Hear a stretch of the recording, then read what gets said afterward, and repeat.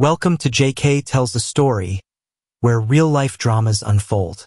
Sit back and enjoy today's tale. As she walked out the door, I knew this was going to happen.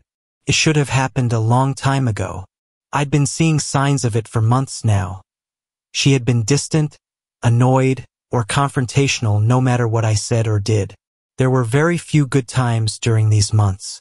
In fact, the good times only came when we went out with friends, providing a distraction from our troubled lives. My name is Marcus Thompson, and she is my wife Linda. Well, she's my wife for now at least. I've already talked to a divorce attorney about filing the papers. 26 years of marriage ending not with a bang, but a whimper. I'll need to call our children this weekend to let them know. Tyler, Sarah, and Emma are healthy, well-settled young adults. 2 of them are still in college and 1 graduated 6 months ago. This may have been the catalyst for our problems. The empty nest syndrome started when our first child left for college. It affected her more than I realized. She changed dramatically from then on. No matter how much I hinted, wooed, or tried to connect, nothing happened. It was a fundamental change, and I had to accept that intimacy would no longer be part of our life together. This led to many heated arguments. In the end, I just gave up. Then a few months ago, she started to change again, and not for the better. Now she's leaving, and honestly, it's hard for me to feel anything close to sadness. I know where she's going, to a lover.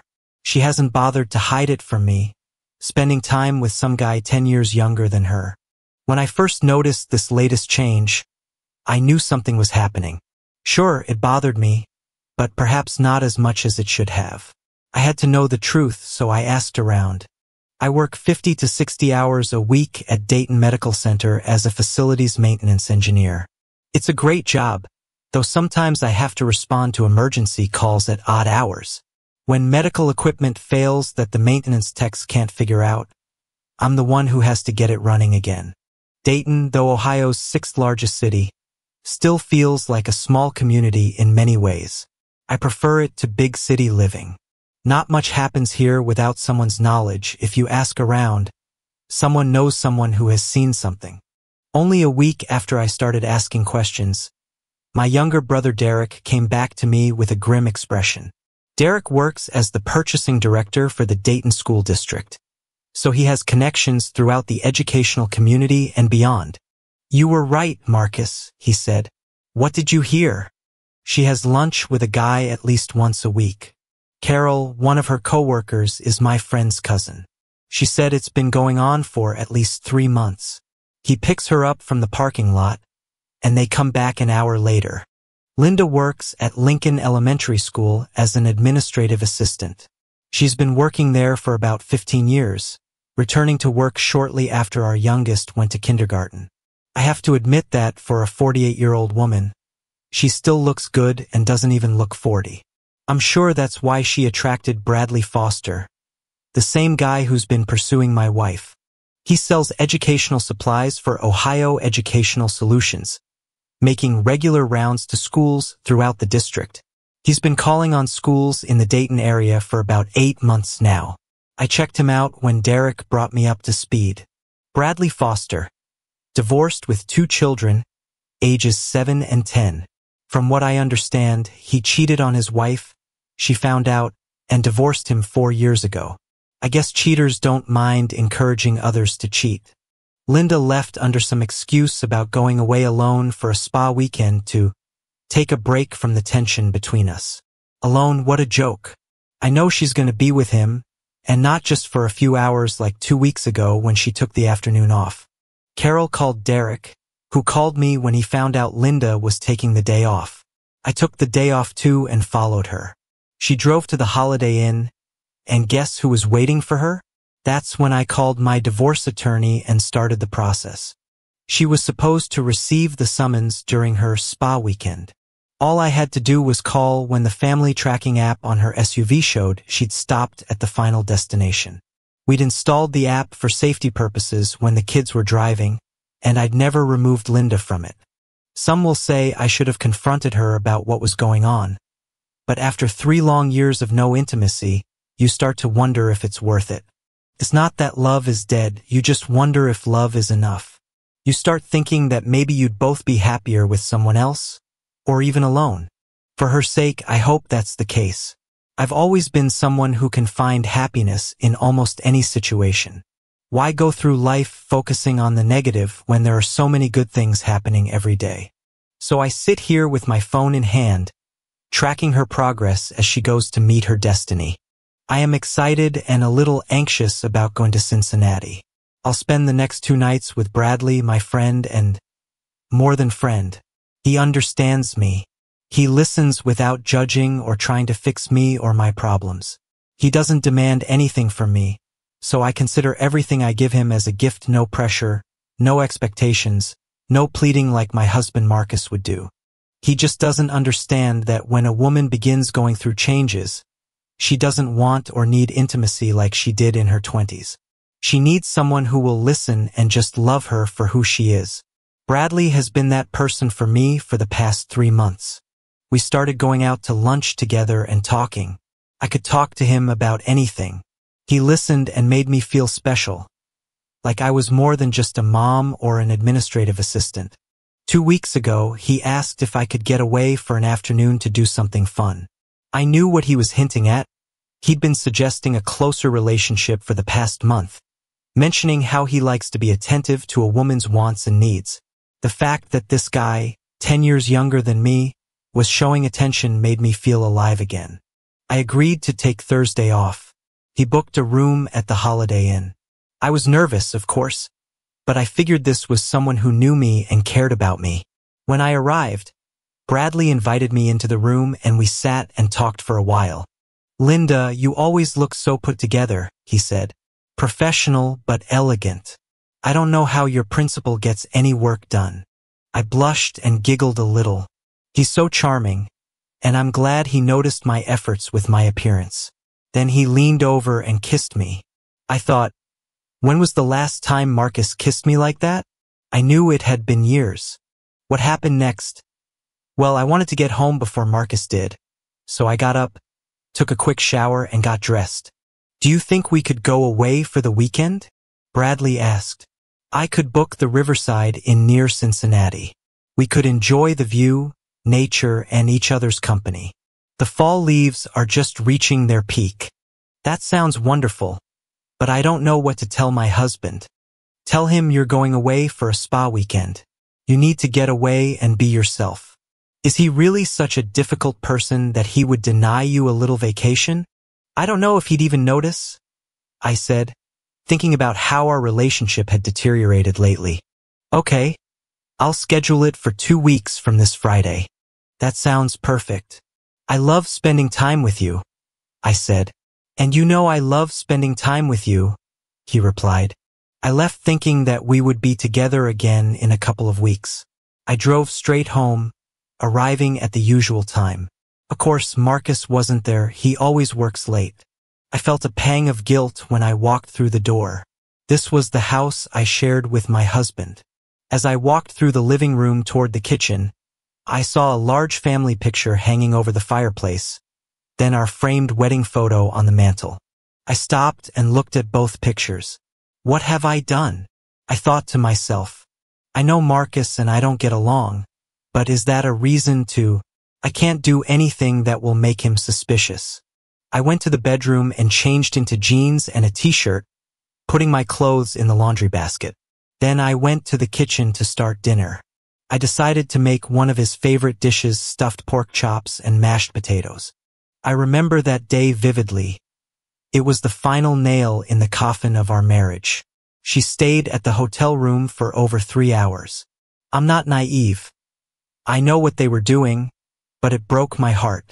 It's been over 3 years since we had any real intimacy. She didn't even want to kiss me anymore because it always leads to you wanting more.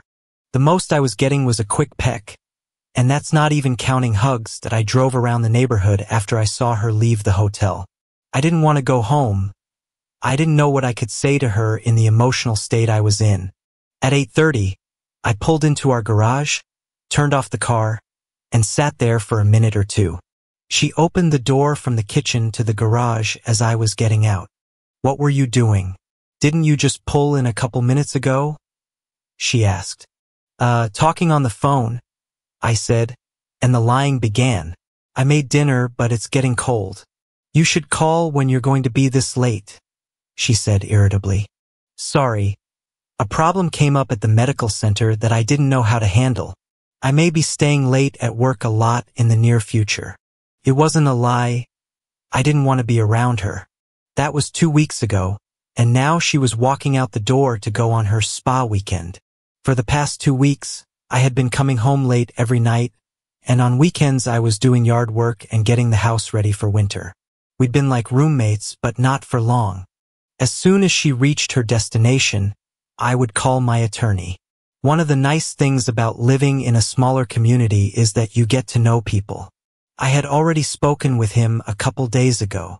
I'm sorry to hear that, Marcus. You and Linda have been together for a very long time. Yes, but for the last 3 years, we haven't been together at all, I said. 3 years. Wow. I think now that you mention it, the last few times we've seen you two out, there did seem to be some tension. Now she's spending time with someone else.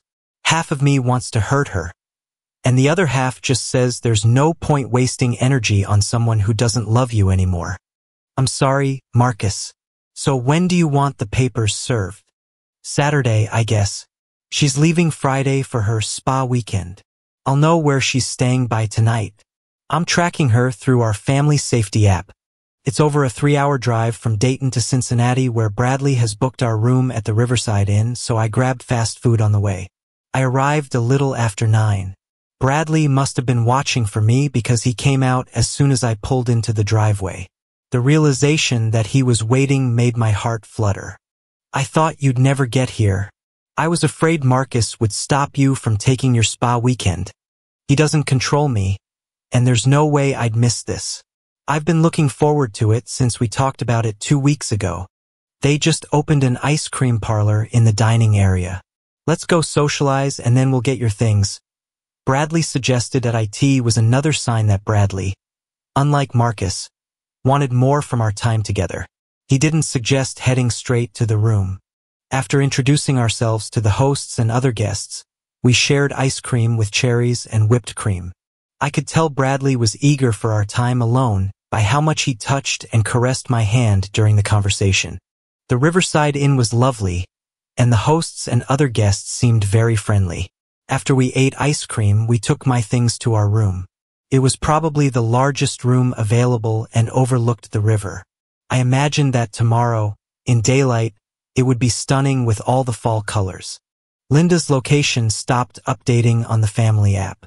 I checked the address and found it was indeed the Riverside Inn near Cincinnati. Now I knew where to have the papers served. I called my attorney. What's up, Marcus? I'm a little numb right now. I'm sure I won't be able to sleep much tonight. Don't beat yourself up about it, Marcus.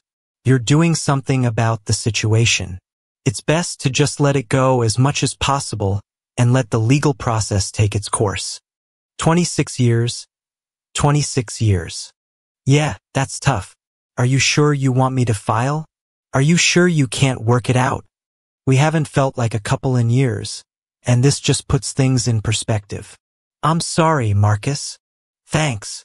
I gave him the address of the inn. He said he'd arrange for a process server to deliver the papers late tomorrow morning. When my lawyer drew up the papers, I specified that I wanted the divorce to be on grounds of adultery. He told me that without solid proof, we would likely have to go with irreconcilable differences. At least this way, the court papers will state that I attempted to file on grounds of adultery, I said. I would wait until tomorrow to call the kids. I didn't want any of them to call Mom and alert her. Those calls would be the hardest part. It was a restless night for Marcus.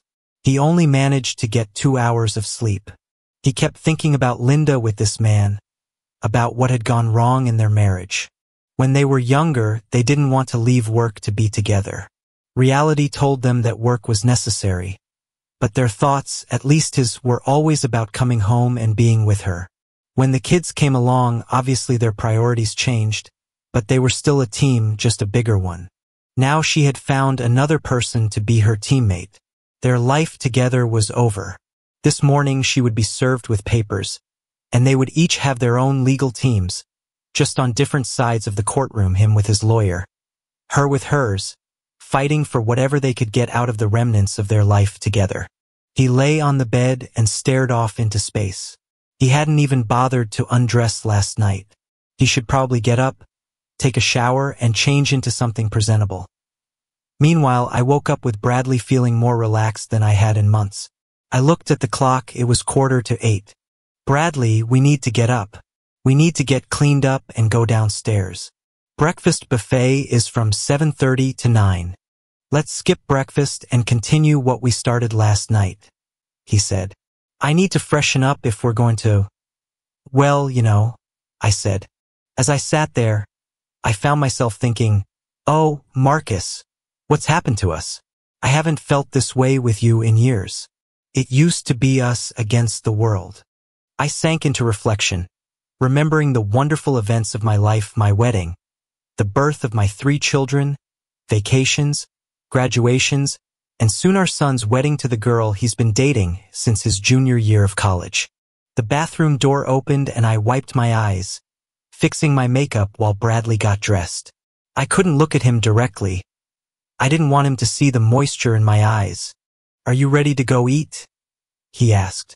Yes, I said quietly. We walked down to the dining room and greeted our hosts and the other couples at the buffet.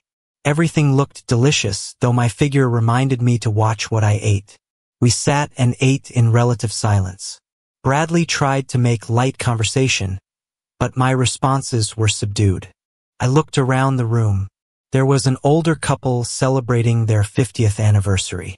There was also a young couple who seemed to be celebrating their first anniversary. The rest of the couples were of various ages.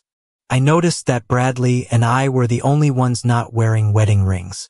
I had taken mine off when I drove here last night. That I finished my food quickly and turned to Bradley. Why don't we take a walk down to the river?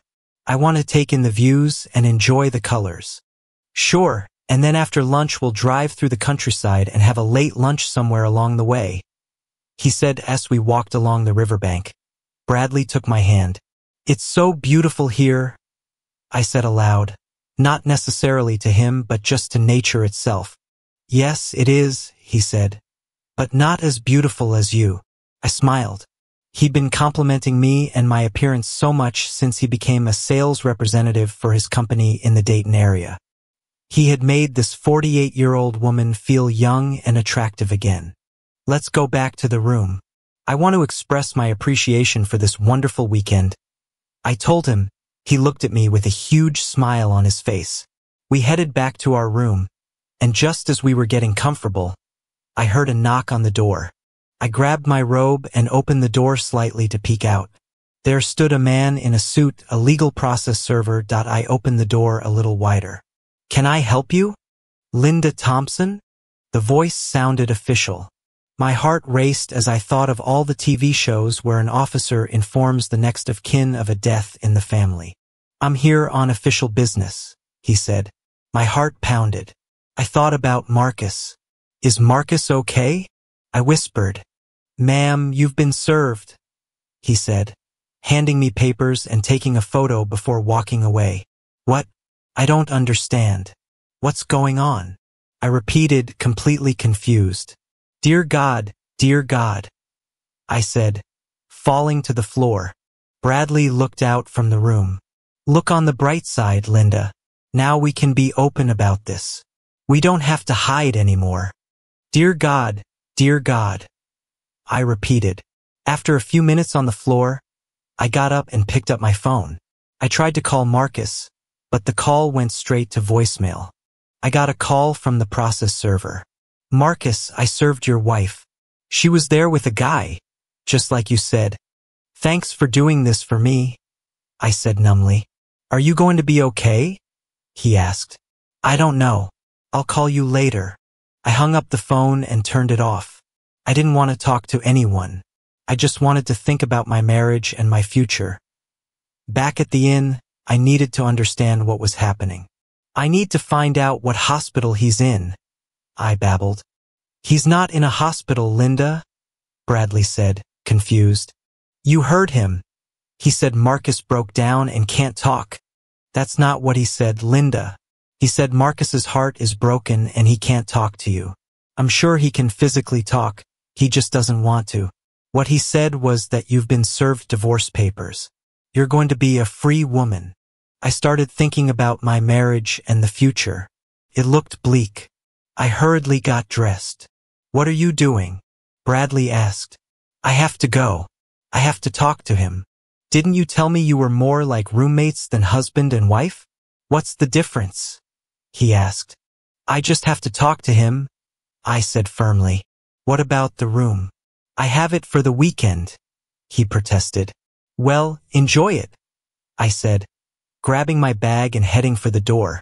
Linda, he doesn't want to talk to you, Bradley called after me. Well, I guess I'll just have to talk, and hopefully he'll listen, I said as I closed the door. Thoughts raced through my head as I walked to my SUV. What am I going to say?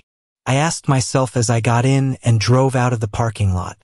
My phone rang, and I looked at the caller ID hoping it was Marcus, but it was Bradley. Really? You just left? Yeah, I'm gone. What about our weekend? What about giving each other the pleasure you haven't known in years? I guess you'll have to find that pleasure elsewhere, I said and hung up. Men, I thought, all they think about is themselves. I had been driving for half an hour and had called Marcus's voicemail 5 times when my phone rang. Marcus, I'm on my way home right now. Can we talk about this? I heard the line go dead immediately. I looked at my phone. It wasn't Marcus. It was Bradley. At this point, I didn't care what he thought. Another half hour and 5 more calls went by when I saw lights behind me. I looked down and saw that I was going 97 miles per hour. I wondered what the fine would be for going 27 miles over the speed limit. When I pulled over, the officer took his time walking up to my car. He must have been checking my license plates. I'm usually a good driver. I haven't had a ticket in over 15 years. Maybe he'll let me off with a warning.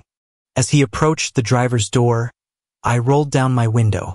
I already had my license and registration ready. What's the rush? He asked. I need to get home to my husband. There's been a misunderstanding, and he's not returning my calls. He looked at me questioningly. Why isn't he returning your calls? He has a grudge against me, I said. As he stood there, I saw him looking in my truck at the manila envelope on the passenger seat. He pointed to the envelope. It looks like this is much more serious than just a misunderstanding. I started crying. Where are you coming from? Cincinnati, I said, sniffling. That's a long way from Dayton. What were you doing in Cincinnati? From the tone of his voice, he had guessed why I was there. Business, I said softly. He gave me back my license and registration along with a speeding ticket. Don't speed, he said, walking back to his patrol car. I pulled out onto the road, slowly accelerated to 79 miles per hour, and put on cruise control. I watched him follow me for about 5 miles, my blood pressure rising with each mile. Over the next hour, I tried to call Marcus dozens of times. Damn it, Marcus. Turn your phone on. I yelled in desperation. It had been about an hour and a half since the process server had called me. I was sitting in my chair and decided it was time to call the kids. How do I break this news to them? I said out loud, turning on my phone. I saw that I had several voicemails from Linda. I didn't want to hear what she had to say. I called Tyler, my oldest, first. Hi, Dad, he said, answering the phone. Hey, Tyler. How's the new job going? Great, Dad. I can't believe they're paying me to design buildings. I love it. I hope you love your job until you retire. So what are you calling me for? He asked. Well, son, I have some news I want to share with you. Are you okay, Dad? Physically, yes. Emotionally, no. What do you mean? Tyler, there's no easy way to say this. I'm divorcing your mother. There was stunned silence on the other end of the line. After about a minute, he said quietly, "What did she do?" I realized from his tone that he had already guessed. She decided that being with someone else was more important than being with me. Really? What the hell? How long has this been going on? He asked. I'm not sure, but I think a few months. Man, I'm sorry to have to hear that from my dad. Yeah, I'm sorry to have to tell you. So what are you going to do? He asked. I served her papers this morning. I'm divorcing her. Don't you think you can work it out? He asked. Tyler, if Ashley cheated on you, what would you do? I asked. He thought for less than a minute, then said, I'd throw her out. She'd be gone. Ashley was Tyler's steady girlfriend. In fact, Tyler had confided to me that he was going to ask her to marry him on New Year's Eve. He'd already bought the ring. Please don't call your sisters. I want to tell them myself. I'll try to reach them tonight. I won't, Dad. I'll call you tonight to talk about it some more. Thank you, Tyler. Thank you for understanding. We'll get through this, Dad. Don't hate Mom for this. That's between you and her. She's still your mom, and she needs your support. I don't know how much support I can give her, Dad, he stated. I know, but you have to try, I said. Okay, Dad. She's still my mom. I love her even though I don't like what she did. I understand, Tyler. I love her too. I just don't like her anymore. I'm sorry, Dad. You don't deserve that. Take care of yourself, son. You too, Dad. Bye. See you, Dad. I hung up the phone and sat staring into space. I was deep in thought when my phone rang, and I answered it without thinking. Hello, I said. There was silence on the other end for a few seconds. Then a voice said, Marcus? Oh, Marcus, thank you for answering. We need to talk about this. I ended the call. It was Linda, and I didn't want to talk to her. I turned the phone off and sat staring at it. Someday I would need to talk to her, but not now. I got Marcus on the phone, but he hung up before I could say what I wanted to say. Frankly, I was surprised he answered. I'd been getting voicemail so often that I didn't expect him to pick up. But now that he had answered, I was overwhelmed with anxiety. What was I going to tell him? How do I explain what I did? Sure, I could say I was sorry, but what else? I decided I needed to think and gather my thoughts about what I would say when we finally talked. I was driving deep in thought when I heard a ding and thought, what was that? I looked around the SUV and at the dashboard. A low fuel message popped up. I had never heard or even seen that before. Marcus always kept my tank filled. I've never had to fill up on my own. I wasn't sure how far I could drive before running out of gas, so I immediately started looking for a gas station. I found one, not the nicest one, but it had gas, and that was the most important thing. I got out of the car, grabbed my purse, and pulled out my debit card. I inserted the card, entered my PIN, and pulled out the nozzle. I turned around and looked for the gas tank door. Damn, I said. It was on the other side of the truck. I hung the nozzle back up, got back in, and drove the truck around. I had to put my debit card back in and pull the nozzle back out. Now I couldn't get the gas tank door open. I pulled on it, but there was no obvious way to open it. I didn't remember there ever being a button on the dashboard to open it. I looked around, but no one else was getting gas, so I couldn't ask for help. I put the nozzle back and went inside. There was a guy behind the counter watching TV. I could hear the loud audience noise. Looking closer, I saw it was a rerun of a daytime talk show. Excuse me, I said. What can I do for you? He replied, barely taking his eyes off the screen. I don't know how to open the gas tank door. He looked at my car and asked, how long have you been driving it? A couple years, but my husband always puts gas in it for me. Just press the right edge of the door and it will pop open.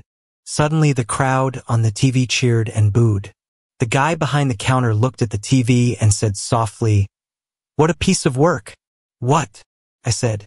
Sorry, not you, the woman on the show. He pointed at the TV. I looked closer and saw a caption at the bottom of the screen that read, I cut off my husband but not my boyfriend. I stood and watched as the woman said, "He's a great father and provider, but I'm no longer satisfied with him, in certain ways." I just stared at her, and then the clerk said, "I can't believe that woman. How could she do that to him?" I felt I had to defend her. Maybe she needed to feel like she was still desirable. If her husband doesn't give her that feeling, then she should just divorce him. I know that if I were him, I would dump her immediately. I'd kick her to the curb. I couldn't say anything. That's what Marcus was doing to me. I blushed, turned around, walked out, and headed for my SUV. I opened the gas tank door, removed the cap, pulled out the nozzle, and inserted it. I turned around and put my debit card back in. It wouldn't authorize that. I went back and asked the clerk why. "Let me try it here," he said. He tried it and said, "It's not working. Do you have another card?" Oh no, I thought. Did Marcus cancel my card? I pulled out my wallet and handed him my MasterCard. Luckily, it still worked. "I thought maybe your cards were canceled," he said, looking at me with an expression that suggested he bet they would be canceled soon. I refueled and drove off, my mind spinning with the possible consequences of my actions. I tried calling Marcus again, but again got voicemail. I didn't expect to hear Linda on the other end of the line. I thought it was Tyler calling me back with something else to say. I wondered where she was calling from, so I checked the family app. She was just over halfway back to Dayton. I don't want to talk to her. I need to go somewhere. I don't want to be here when she gets back. I went upstairs and packed a couple of bags. When I got back to the living room, I saw the picture above the fireplace. A picture of us as a family taken when the kids were young. Those were happier times. Finances were tight back then, but we were happy raising our 3 children. There was our wedding picture on the mantel. I just stared at it. She had ruined our family. I walked over to the mantel, picked up the picture, and struck it with my fist. The glass in the frame shattered, and some blood appeared on my knuckles. I took off my wedding ring, put it on the mantel, and placed the photo face down on top of it. I looked around one more time, then walked out to my car, leaving the door unlocked. I drove off, planning to spend the night in a hotel. After checking into my room, I called Sarah, my middle child. "Hi, Jules," I said, using my nickname for her. "Hi, Daddy. How are you doing? Do you have time to talk?" I asked. "Sure, Daddy. That sounds serious." "It is, honey. I'm listening." "Jules, your mom and I have been having problems." "Dad, you and Mom had problems before I left for college 2 years ago. What's the problem now?" "Well, you know we both love all of you kids. It's just that there have been some recent events that have taken things to an extreme. It's not going to be easy to say, we're getting a divorce." "Dad, I hate to hear that, but honestly it doesn't surprise me. Before I left for college, you two fought a lot. It seemed like you were never comfortable with each other. I don't know what the problems were, but I'll tell you this, you two were not the parents I grew up with. That was my Sarah. She was always perceptive. She knew almost immediately when Tyler or Emma was worried or upset about something, even before Linda and I noticed. Well, kids, it had nothing to do with you. It was something between me and your mom. Have you tried seeing a counselor? That might help." "I guess it's not that important now, honey," I said. "I'd like you to try, Dad. I'd hate to see you alone." "I'll think about it," I said, not very convincingly. "Really, Dad, think about it. Talk to someone before you decide to give up on everything." "I'll think about it," I said with more conviction in my voice. "I've already talked to Tyler and told him, and I'll call Emma a little later. Don't worry, Jules. I'll keep you updated on the progress." "Thanks, Dad," she said with a catch in her voice. I could tell she was about to cry. "I'll let you go. I love you, remember that. We both love you." Now I was the one who was going to cry. "I love you too, Daddy." I hung up and turned the phone off, unable to speak. I gasped and started to cry. Why is she doing this to us? I said out loud. I sat on the bed in the hotel room and cried for about 10 minutes. I cried for 26 years going to waste. I pulled into the driveway and noticed that Marcus's car wasn't there. I guess I knew it wouldn't be there. I got out of the car and walked to the front door. I didn't need my key. When I grabbed the handle, it opened immediately. That was unusual. Marcus must still be here. Maybe his car is in the garage. I walked in and cautiously called his name. There was no answer. He must be here. He never leaves the door unlocked. I made my way inside, but the house seemed too empty. I looked around and didn't notice anything had changed. I looked at the fireplace and saw the family photo still hanging there, reminding me of better times. Then I noticed our wedding picture. It was lying face down on the mantel. I walked over and picked it up, noticing the glass was broken with pieces lying on the mantel. Marcus's wedding ring was lying among the glass fragments. What have I done? I whispered to myself. I set the broken frame down carefully and picked up his ring. The weight of it in my palm felt heavier than it should have. 26 years of marriage, reduced to a broken picture and a discarded ring lying among shards of glass. I walked through our house, our home, seeing it with new eyes. Every room told a story of our life together. The kitchen where I'd made thousands of meals for our family. The living room where we'd watched our children take their first steps, where we'd celebrated birthdays and holidays. The staircase where Marcus would carry the kids to bed when they fell asleep watching movies. I climbed the stairs slowly, my hand trailing along the banister. In our bedroom, I saw the open drawers and closet doors. He had taken clothes, toiletries, the essentials of starting over. But he'd left behind so much more than he'd taken. On his nightstand, there was still a picture of us from our 10th wedding anniversary. We looked so happy then, so confident in our future together. I had no idea that this is where we would end up, him in a hotel room somewhere. Me standing alone in a house that suddenly felt like a museum of our former life. I sat on the edge of the bed and finally let myself cry. Not the angry tears or the panicked tears from the drive home, but the deep, soul-wrenching sobs of someone who had just realized the full magnitude of what they had thrown away. I thought about Bradley and our weekend together. What had seemed exciting and validating a few hours ago now felt cheap and tawdry. He was probably still at the inn, maybe calling other women, maybe planning his next conquest. I had risked everything for someone who saw me as just another married woman looking for excitement. But Marcus had been my partner for over half my adult life. He'd held my hand during labor with each of our children. He'd worked extra hours to pay for their college. He'd been there through my mother's illness and death, through his father's long struggle with dementia. We'd built a life together, and I had torn it down for what? For the attention of a man who wouldn't even remember my last name in a year? The phone rang, startling me out of my thoughts. I looked at the caller ID, hoping against hope that it might be Marcus. But it was Sarah. I wiped my eyes and tried to compose my voice before answering. "Hi, honey." "Mom?" Dad called me. He told me, "Mom, is it true?" I closed my eyes. The kids would know now. Our failure as a couple would become their burden to carry. "Yes, sweetheart. It's true." "Mom, how could this happen? You guys have been together forever."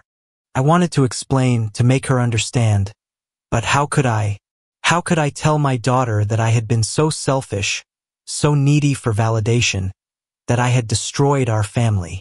I made some very bad choices, Sarah. I'm so sorry you have to go through this. But maybe you can fix it? Maybe if you talk to Dad. I looked around the empty bedroom, at the broken picture downstairs, at the ring still clutched in my hand. "I don't know, honey.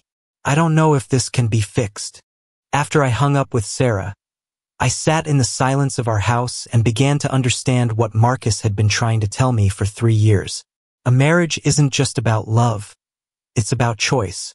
Every day you choose to prioritize your spouse, to meet their needs, to build something together. For 3 years, I had stopped making that choice.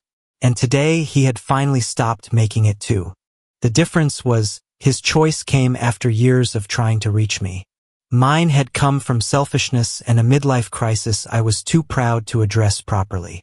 I picked up the broken picture one more time, looking at our younger selves.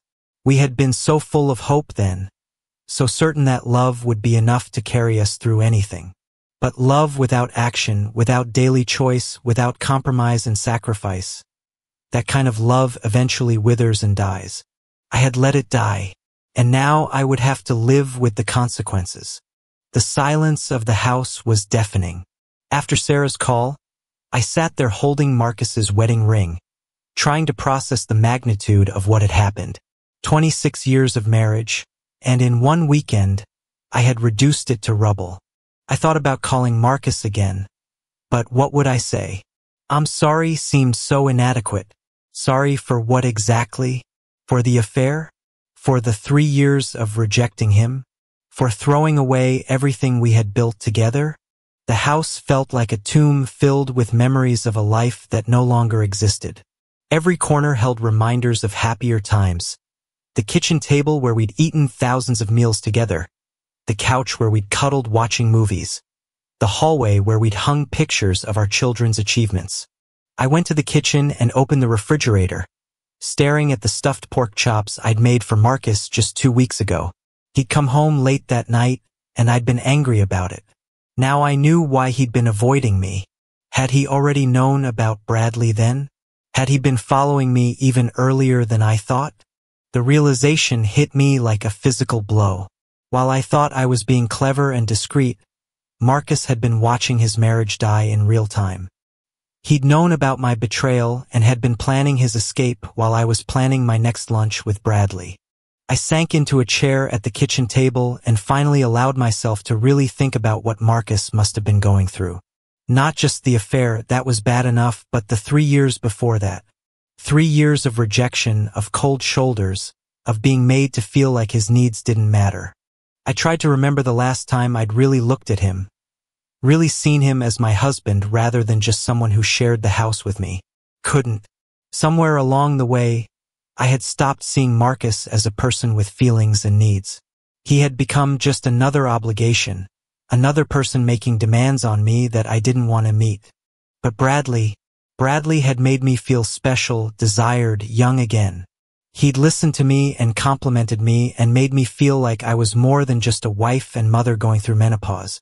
What I hadn't realized was that Marcus had been trying to do the same thing for years. I just hadn't let him. After crying, I turned my phone back on to call Emma, my youngest daughter. Hey, Dad. I tried to call you, but it went to voicemail and I couldn't leave a message. It's full. Hi, Emma. What was your call about? Dad, Sarah called me. Oh, I'm sorry. I forgot to ask her not to call you. I wanted you to hear it from me first. So what did she tell you? You're getting a divorce. Is that true? Yes, I filed, I said. Well, I can't say I'm surprised. Really? I said. Dad, you and Mom fought for a couple of years, and then about a year and a half ago you just stopped. You barely talked at all. All you did was discuss bills that needed to be paid, chores around the house, and whether you were going to see friends on weekends. It took me a few seconds to realize that my youngest daughter had already determined years ago that we were no longer acting like a married couple.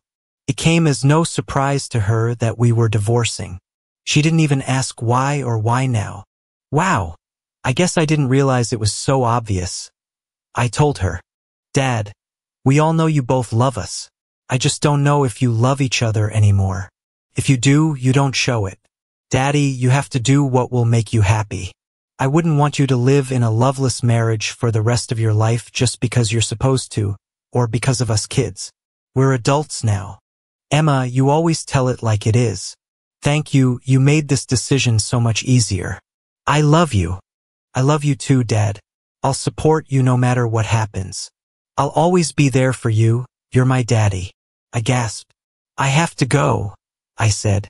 I'll call you tomorrow. I hung up and turned the phone off. Now I really didn't feel like talking to anyone when my phone rang, and I looked at it and saw that it was Sarah calling me back. How was I going to talk to her? What was I going to say? After the third ring, I answered. Hi, Sarah. How are you doing? How are you doing? That's a better question. Fine. Why? I asked, hoping Marcus hadn't given her too many details. Dad called me, she said. And what did he have to say? I asked, still hoping I could minimize the damage.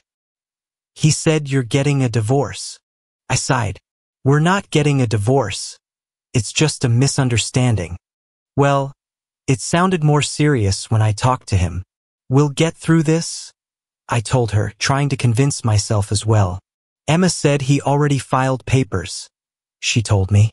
Yes, I was served this morning, I said solemnly. I know that before I left for college, there was a lot of tension between you two and you fought a lot.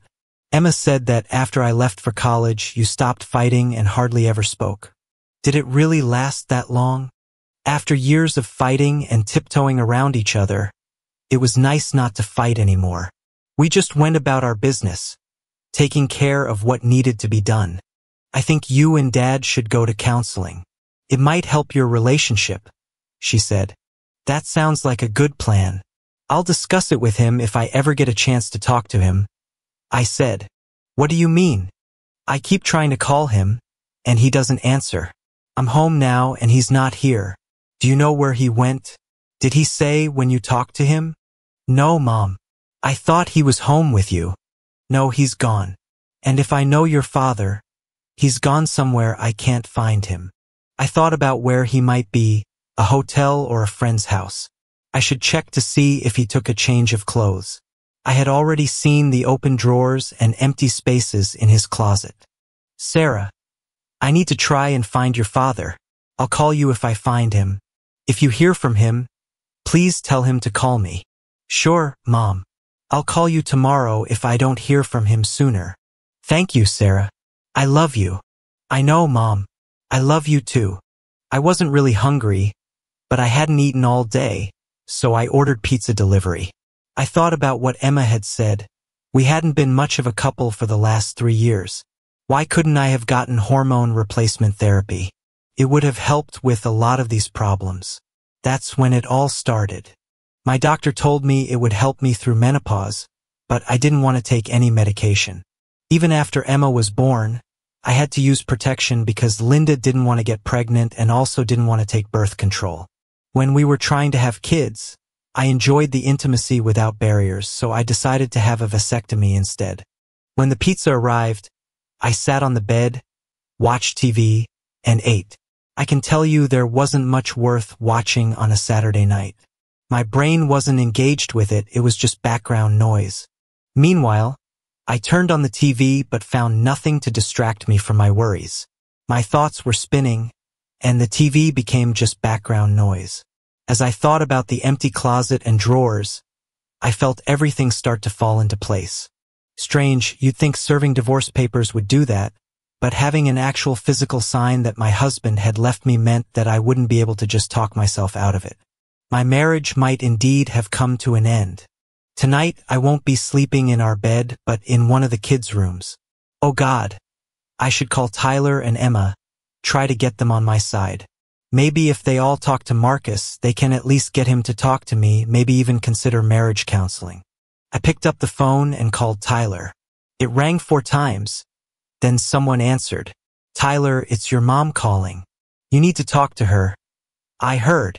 It was Ashley, Tyler's steady girlfriend who would soon be his fiancée.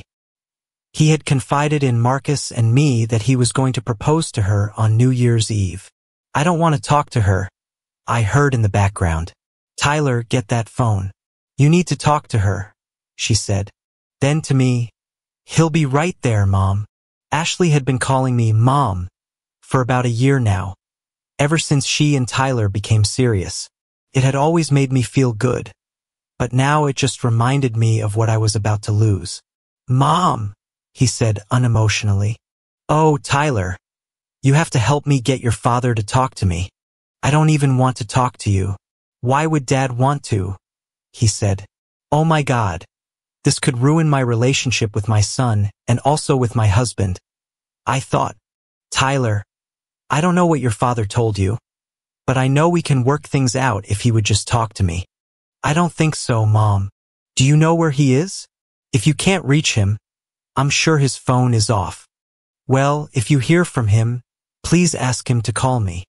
Okay, Mom, but I'm not going to ask him. Thanks, Tyler.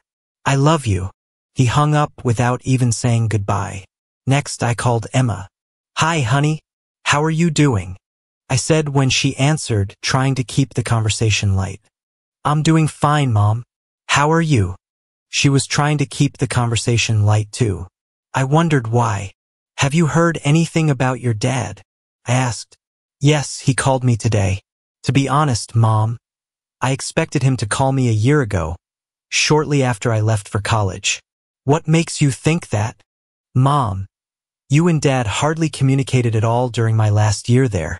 I never once saw you two touch each other, let alone kiss. I think you both need to find someone you'll be happy with. Emma, my youngest, has always been a pragmatist. I even feel bad for the guy she'll end up with. She'll definitely tell it like it is, and if he doesn't like it, she won't care. If you could ask him to talk to me, I'd really appreciate it. I think he'd listen to you. You're his baby girl, of course he'll listen to you. Okay, Mom. I hope he calls you. Me too, Emma. Me too, I said as we finished talking. My son was angry with me, and my youngest daughter didn't seem to care if we divorced or not. Wow, I really messed up. I stayed up until almost midnight, but neither my kids nor my husband called. I decided to go to bed alone. I stayed in Sarah's room, which made me feel a little better since she at least wanted us to go to counseling. I was exhausted. Truth be told, I hadn't gotten much sleep in the last 2 weeks, and I was pretty depressed. The adrenaline from the day was gone. I went to bed and slept deeply until 11 Sunday morning. I showered but didn't shave. When I sat down to eat my reheated pizza, I decided to call my kids and let them know I was still alive. They were all happy to hear from me and also told me that Linda had called asking them to have me call her. I decided that today was the day we'd talk, and unless hell freezes over, I'd proceed with the divorce. I dialed the number I knew well, and she picked up on the first ring. Oh, Marcus, thank you for calling. I want to apologize first. The kids asked me to call you.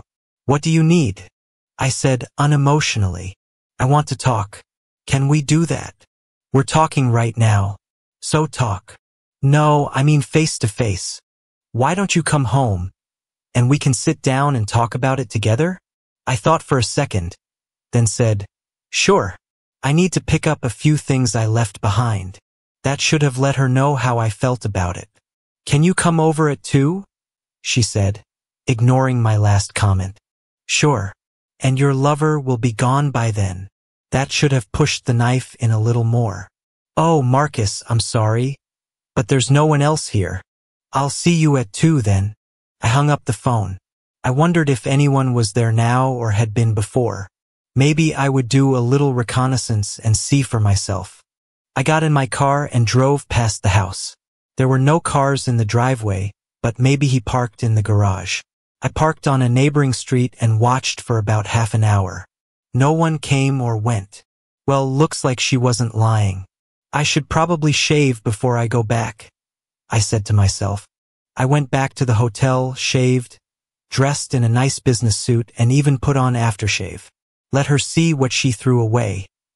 Finally, he called me.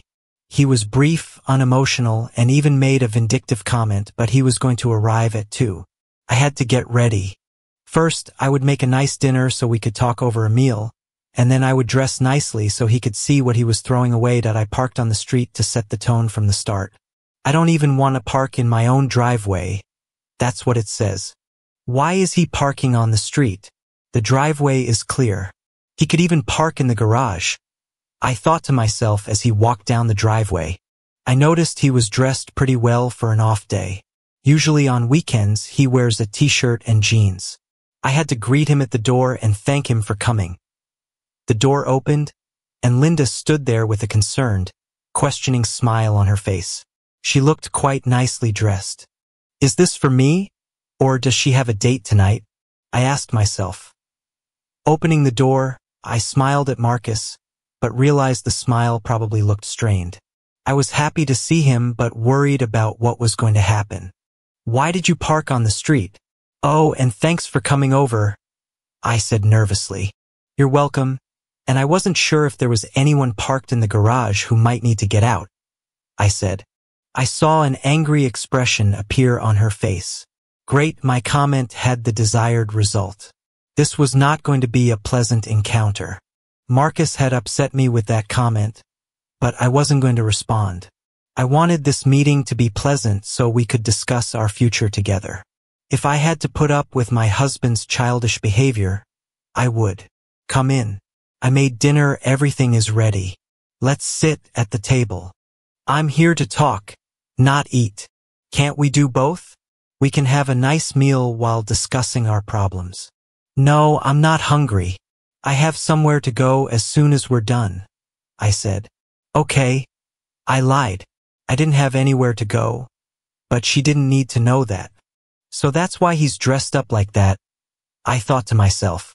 One day and he's already dating someone else. Oh, I said, and you can't call and cancel? Who is she anyway? I regretted saying it right after I said it. I don't have a date.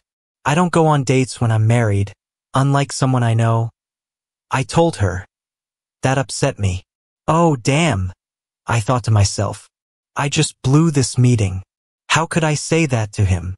I'm sorry, Marcus. My emotions took over. Did they take over Friday night and Saturday too? I asked her. Oh my God. I'm so sorry, Marcus. Please forgive me. I don't think that will ever happen, Linda. When I said that, I saw her shoulders slump. She probably thinks she's defeated now, but I'm just getting started. Well, you asked me to come here to talk. Let's talk. I made my way into the living room and sat down in a chair. She sat across from me on the couch. Okay, Marcus, I'm really sorry, she said. Are you sorry for what you did or for getting caught? I sat there for a minute pondering which it was. If I was being truthful, then I was sorry I got caught. If I hadn't been caught, I would still be there tonight, but I was sorry I hurt him now that he knew. I'm sorry I hurt you, I decided to say. That doesn't answer my question, Linda. I could see her struggling with the real question. Marcus, I don't know, I said quietly. Linda, you have to answer all my questions truthfully. If you lie to me, we'll never have a relationship again. I will, Marcus. Ask me anything. Did you feel any guilt Friday night driving to Cincinnati? Yes, I answered honestly. Where did you meet him? How did it come to this? He's a salesman who comes into our school once a week. He's always been really nice to me. So how did you go from meeting him for a couple of minutes once a week to spending the weekend with him? I shuddered. That's all it was, companionship. I like Bradley, but in the long run, it wouldn't lead to anything. After all, I'm married, at least for now, I thought. He asked me to lunch and I said yes. What's wrong with that? Tell me what's wrong with that. Nothing if it was just one lunch, but we started going to lunch every week when he made his sales calls. And how long did that last? It went on for several months. You didn't think there was any problem with that? He was so nice and really complimented my looks. He made me feel young again. So that's all it takes? Just compliments and niceness? I had to put that remark in since I hadn't been intimate with her in over 3 years. No, Marcus. We were just comfortable with each other, and then he asked me to go with him to the inn for the weekend. So Friday was the first time? He must not have been the first, because I'm sure other guys had been nice and complimented her. When was the first time? I've never done anything like this before him, Marcus. You have to believe me. No, I don't have to believe you, I said loudly. When was the first time, and with whom? Friday night with Bradley, she said. She did it, she lied. You don't spend hours in a hotel room just talking. I stood up without saying a word and walked to the front door. Where is he going? I thought as he got up and started to leave. He headed for the door. Marcus, don't leave. We're not done talking yet. I got up and followed him. He turned around and looked at me with a mixed expression of sadness and hatred on his face. Linda, you lied to me. I told you that if we were going to have any kind of relationship, you had to answer my questions truthfully. You lied, Linda. You lied. Oh my God. I did lie. I thought. How did he know about the time we spent together a couple of weeks ago? God, I'm stupid. Of course he knew. How else could he have had me served if he didn't know? I collapsed back onto the couch, resting my head in my hands, and cried. I'm sorry, Marcus. I lied. We were together about 2 weeks ago. I took the day off and we went to a hotel. How had he found out about that? He was working late that night. I even cooked his favorite meal that had gone cold waiting for him to come home. Oh God, he knew. He came home late on purpose, and I yelled at him for not calling me. I thought. So what are we going to do next, Marcus? I asked. You're going to get yourself a lawyer, and we're going to get a divorce.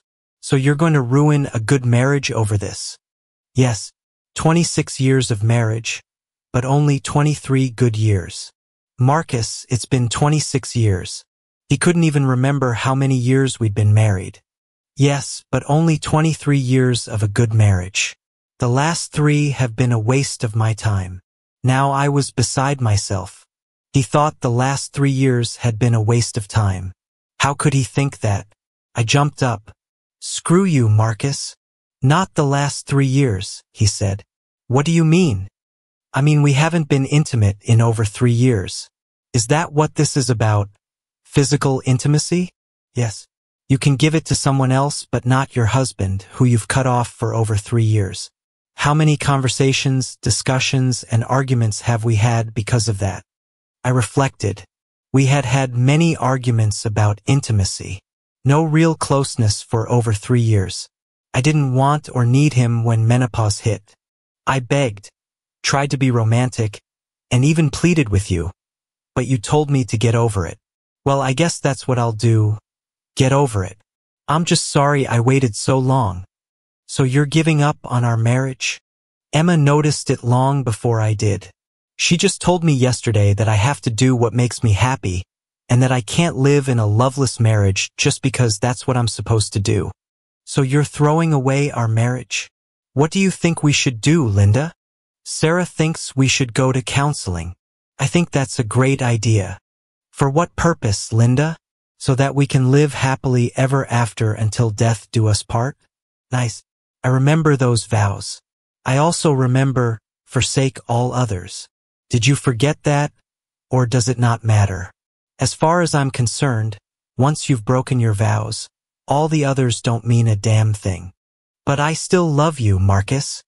You have a strange way of showing it. I told her. Goodbye, Linda. Get a lawyer. With those words, I walked out the door. He walked out the door. All my plans for a nice dinner and conversation went to waste. I had hoped that I could explain myself, that he would understand my side, that I needed to feel attractive and desirable. Someone 10 years younger than me made me feel like I wasn't just an old woman slowly approaching the end of the road. I sat there crying for I don't know how long, probably at least an hour, when the phone rang. It brought me out of my daze. I looked at the phone. It was Sarah. Mom, are you okay? Did you get through to Dad? I asked him to call you. Did he call? Yes, Sarah, he called. I asked him to come over. He came over. We had a fight. Then he left.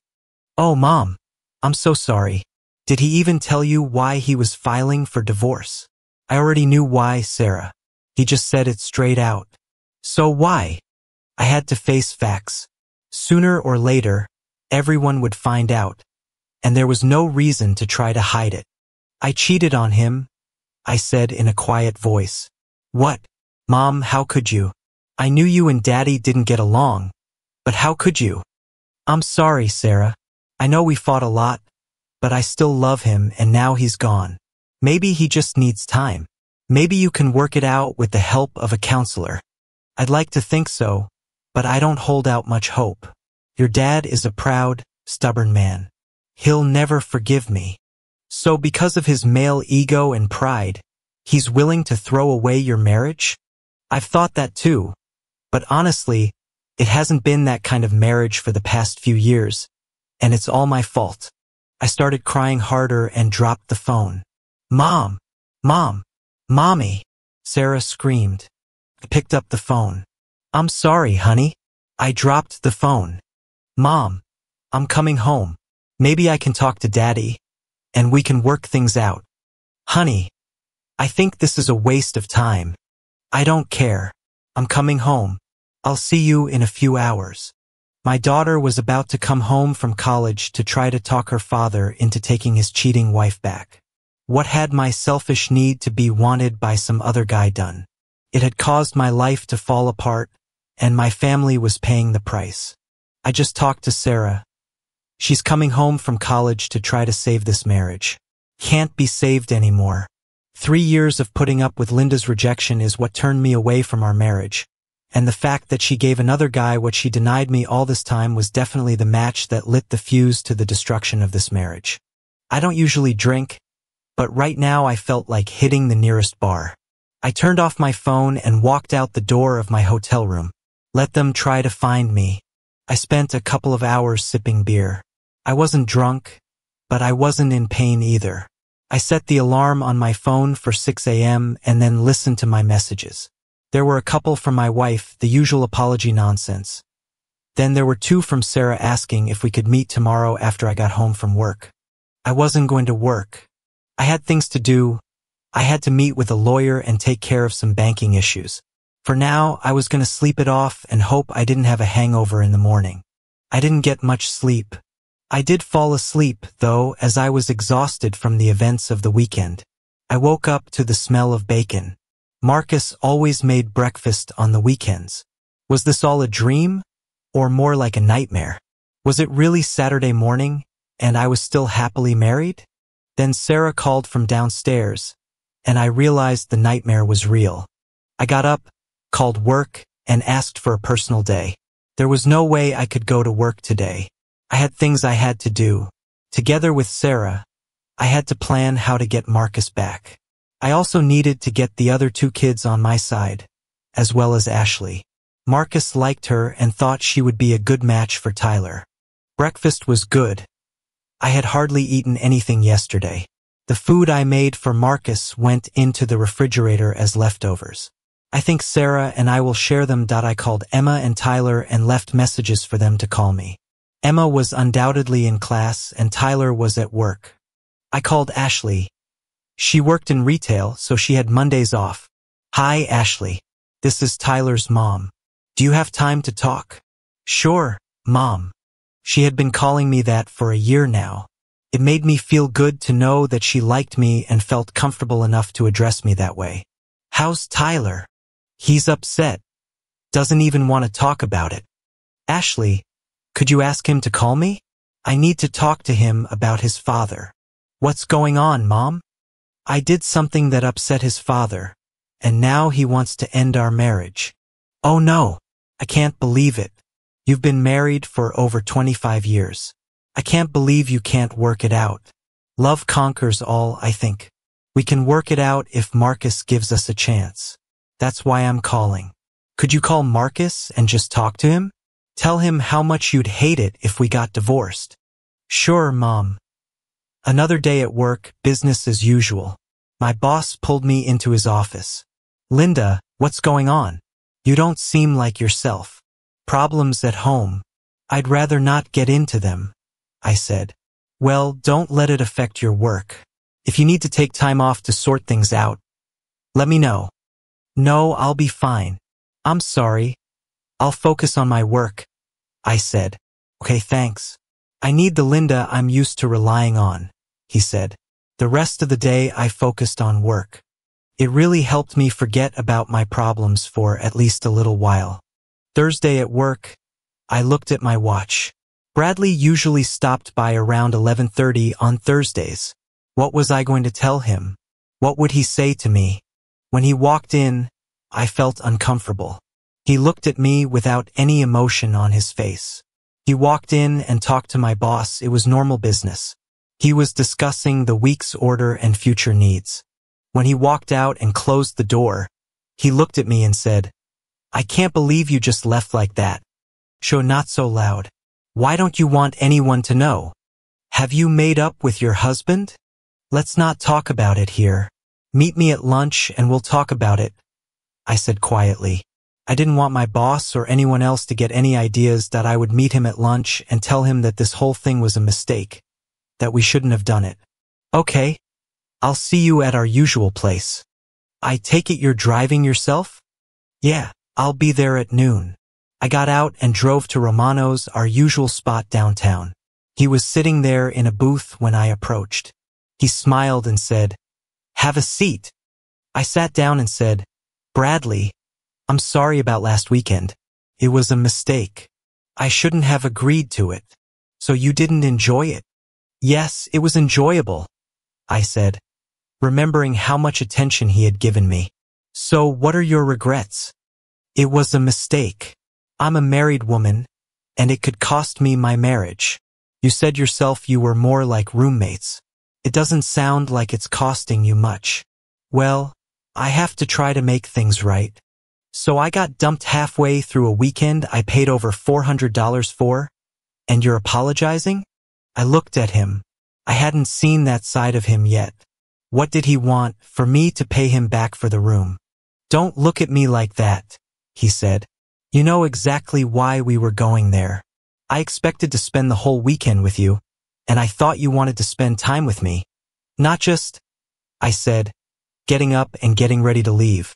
"Stupid woman," he shouted. "I hope he divorces you." I turned and glared at him, then walked away. "Men only want one thing," I said, walking toward my SUV. I went back to work and tried to focus on my job for the rest of the day.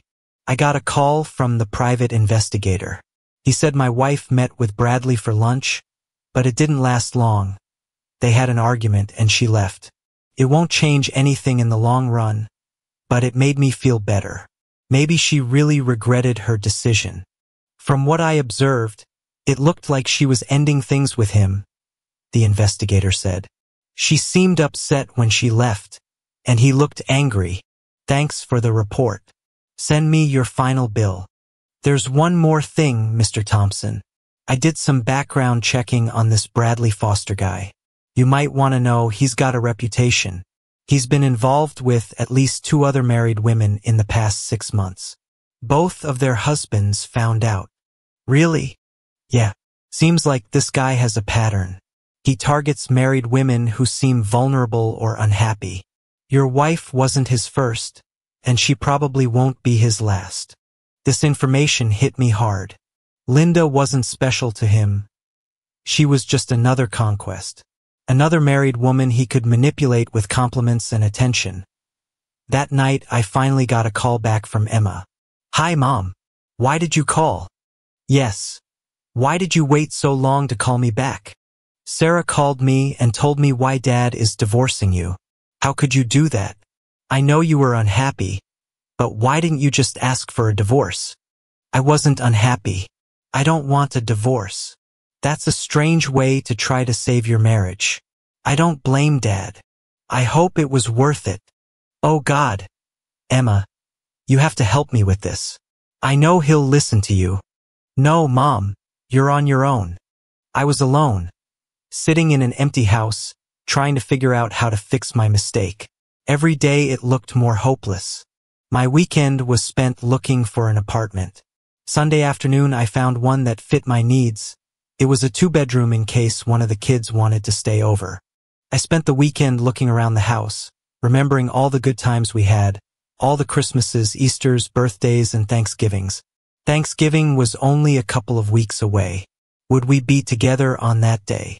Would there be much to be thankful for? I decided to make sure all the kids would be here. I called all of them. Emma and Sarah confirmed.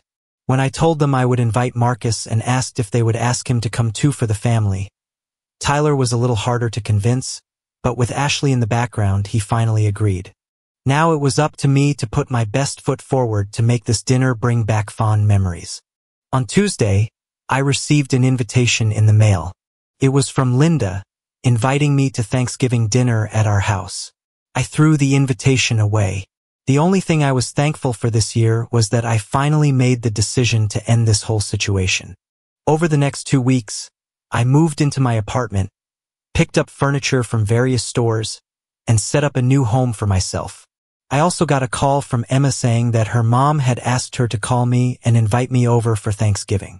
She understood when I said no. Tyler also understood when I declined. Sarah, however, begged me to change my mind, and although I had a hard time saying no to her, I still refused. Fortunately, Ashley didn't call me. Apparently she understood what I meant the last time we talked. The Monday before Thanksgiving, I was walking to my car after work and saw Linda's SUV parked next to my car. She got out of the vehicle as I approached. She was well-dressed and looked great. Confrontation, Part 2. I thought. Marcus, she said with a smile and in her nicest voice. What do you want, Linda? I said very sharply. I never got a response to the invitation to Thanksgiving dinner. I'd really appreciate it if you'd come, and so would the kids. I hoped she couldn't say no in person, especially if I mentioned the kids. That's because I threw it away the same day I got it. I told her, hoping she understood what I was saying. I hope you thought about it and would change your mind about coming, for the sake of your family. I had to get him to focus on the kids. I already told the kids no when you asked them to call me. They know I'm not coming. Why don't you invite your lover instead of me? I'm sure he won't go to his ex-wife since she remarried. Oh, but maybe he'll go to one of his other women. You know, he has at least 2 other married women he's been seeing recently. I guess he likes married women. What was he telling me?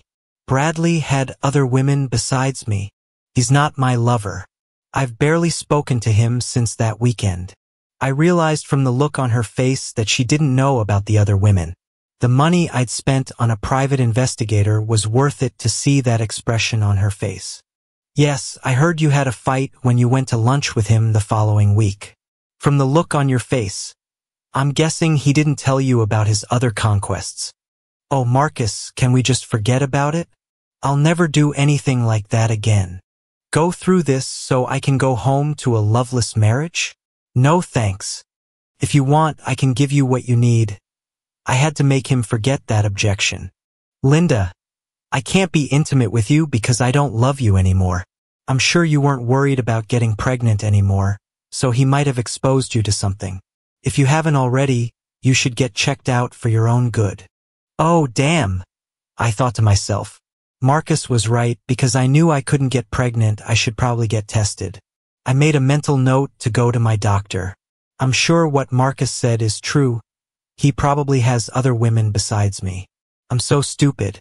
You haven't thought about it, have you, Linda? I told her. It's over. If you haven't already, get a lawyer and sign the papers. I told her. I'll get a lawyer, and I'll fight it, Marcus. I know we can go back to the way things were before. You'll see. Well, at least we're making progress. She's gonna get a lawyer. It's about time. I got in my car and drove away while she stood there trying to get me to talk to her. He drove away, and we never resolved anything. God, I wish we had talked it over. I got in my SUV and drove home, crying the whole way. Tuesday at work, I noticed my boss was on edge. He told me he had a meeting with the district superintendent and assistant superintendent, and it didn't sound good. After the meeting, he came up to me and told me that after lunch, there would be a mandatory meeting for everyone at the school at 2 o'clock. We filled the library. The superintendent was there, and he opened the meeting by letting everyone know that they would have Friday off as well as Thanksgiving. There were a lot of happy faces. For days off. Then he gave us the bad news. Actually, he said, for the foreseeable future, you will have every Friday off. We've lost a major supplier contract and will be limited to 32 hours a week, Monday through Thursday. You'll all keep your benefits, but we'll be tightening our belts until we can find new accounts to make up the shortfall. The mood instantly changed from joyful to somber. When I returned to my desk, my boss spoke to me. Do you know what's going on with our educational supply contracts? He asked. Nothing as far as I know.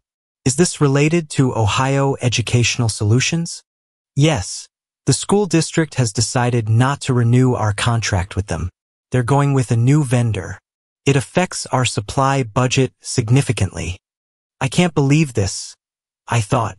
Could this be related to Marcus somehow? It was nearing the end of the workday, and I overheard two female office employees talking. It's all because of that situation with Linda. Now we're all paying for it. What? I thought. How did anyone know about this? Did everyone really know? As I walked around the office, I noticed people looking at me with cold expressions. At the end of the workday, I walked quickly to my SUV, but that didn't stop me from hearing some of my coworkers making comments under their breath. I needed to talk to Marcus. We had to figure this out. I drove to Marcus's work, parked in front of his car again, and waited for him to come out. I got out of work and saw Linda's SUV parked in front of my car again. I'm sure she'll try to talk me into coming over for Thanksgiving dinner again, but it's not going to happen. I don't want to be around her. I walked to my car, and Linda got out of her SUV. I could see that she was angry. Now what? I thought to myself. You vindictive bastard. This caught me off guard. What? Don't look at me so innocently.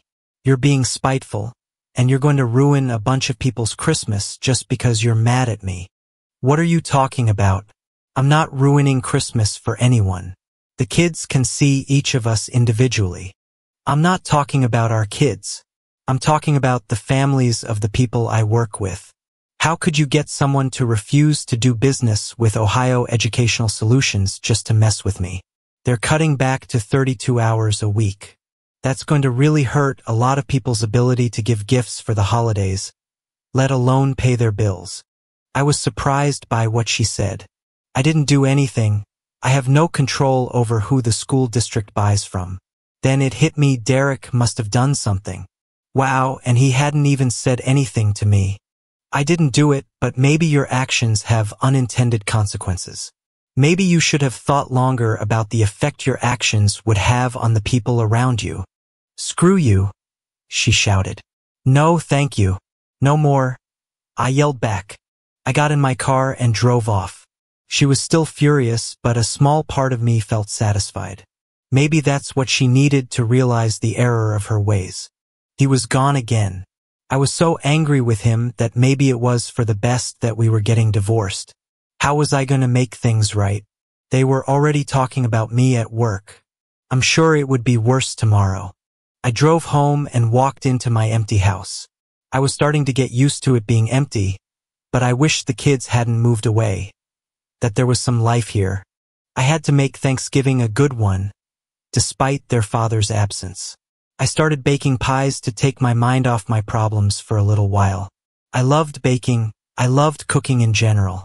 It's what I did for my family, and it made me happy. I can't wait until they're all home enjoying a big home-cooked dinner. Marcus will miss it, at least I hope he does. I pulled up to the apartment. It seemed empty. The furnishings were still very sparse. I kept thinking about what Linda had said. I suspected Derek had done something, but I would ask him about it. As I sat and ate my microwave dinner, I thought about what I was going to do for Thanksgiving. I guess I could join the other single people at a restaurant. It wouldn't be a home-cooked meal, but it would still be decent. On Wednesday evening, I called Derek at home. Hey, Derek. My wife stopped by yesterday as I was getting off work. Yeah. How did that go? She was pretty upset. She seems to think someone influenced the school district's decision about their educational supply contracts. There was a pause on Derek's end. Well, as purchasing director, I'm always looking for better deals for the district. Derek, did you do something? Marcus, I got an offer from Educational Excellence, and they're going to save us about 2% on our supply costs. I also changed our supplier to Midwest Learning Solutions out of Columbus. This is going to save us about 3% overall. It was a business decision. What about Bradley Foster? I'm sure he'll feel the impact when we stop using Ohio Educational Solutions. But that's how business works. Derek, I appreciate you looking out for me, but I didn't ask you to do this. When someone hurts my brother, I look for ways to make things right. The fact that it also saves the district money makes it a win-win situation. What about all the people at the schools? Linda said they're cutting back their hours of work. Well, educational excellence is expanding their local operations. They're probably looking for experienced people. I wasn't sure how I felt about Derek's intervention. On one hand, I was touched that he cared enough to take action. On the other hand, I didn't want innocent people to suffer because of my marital problems. Derek, I don't want you to do anything else. This needs to stay between Linda and me. I understand. But what I did was legitimate business, Marcus. We really are getting better service and saving money. I was called into my boss's office a few minutes after I got to work. Oh no, I thought to myself. Linda, I wanted to talk to you about the changes in our supply contracts. I lowered my gaze to my hands. Yes, I think it might be related to my personal situation. I looked up. My husband works at Dayton Medical Center, and I think someone may have influenced the school district's decision as revenge for something I did. What did you do? He asked, but I knew he'd already heard. I could tell by the look on his face. I was unfaithful to my husband. Why are you telling me this? He asked. Because I think it's only fair that you know why this might be happening. I don't want to cause problems for the school or for other people. Well, these kinds of personal situations can sometimes have professional consequences. I'm sorry. I'm so sorry. I messed up my life, and now others are paying for my mistake. I've been apologizing a lot lately, probably more in the last month than I have in my entire life. You know, there are already rumors about this. You're going to have a rough time of it. I know. I've heard some of that already. I told him. You've been with us for almost 15 years, so I know the quality of your work. I'm not condoning what you did, but I won't punish you for it either. However, I cannot stop others from expressing their opinions. I will not tolerate offensive language, but I'll draw the line there.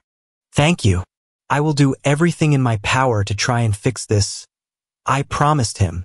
That would go a long way toward earning forgiveness, he said. Thank you. Well, at least I kept my job for now. As I approached my desk, I felt contemptuous eyes on me. I had to do my job better than I had in years. I had to prove to my boss that I wasn't just taking up space. Around 11, I got a call. It was Bradley. I can't believe what happened. I heard when I picked up the phone. What are you talking about? My company just lost the contract with the school district. That's going to hit my sales and commissions hard. They also changed their educational supplier, so it's not just us that's affected. I'm sorry to hear that. Sorry? This is because of you and your husband. He's taking his anger out on me because his wife can't stay faithful. That's not fair, Bradley. You knew I was married when you pursued me. I wish I'd never met you. If I don't lose my job, they'll probably transfer me to the worst territory they have. I hung up on him. I was tired of being blamed for everything, especially by someone who had been perfectly willing to help me destroy my marriage. Marcus, tomorrow is Thanksgiving. There's nothing to be thankful for. 26 years of marriage has faded into oblivion. I called all the kids and invited them to come over, making them promise not to give Marcus my new address. We'll see if they come. I got up early, partly because I didn't sleep well and partly because I needed to put the turkey in the oven and start making other dishes. I doubt I'll see Marcus, but I'm still holding out hope. Maybe he'll feel guilty for not showing up when all the kids are here.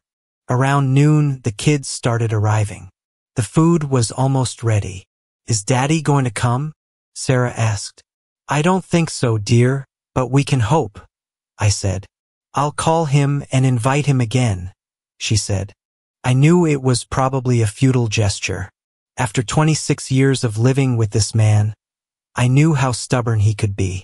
I knew from the tone of our conversation that he wanted to tell her he wasn't coming. Well then, let's sit down and have a nice dinner without him, I said. We sat down at the table and were already halfway through when Sarah said, I can't believe he's so stubborn. He should be willing to at least come to Thanksgiving dinner. Then we could all talk about it and maybe work toward forgiveness. Dad is hurting. His wife betrayed him, Tyler said, looking at me, and I realized he was angry with me. Their marriage wasn't very strong for at least 3 years. They fought all the time, and then they just stopped talking, Emma said. Then, looking at me, she said, I'm sorry, Mom, but you know it's true.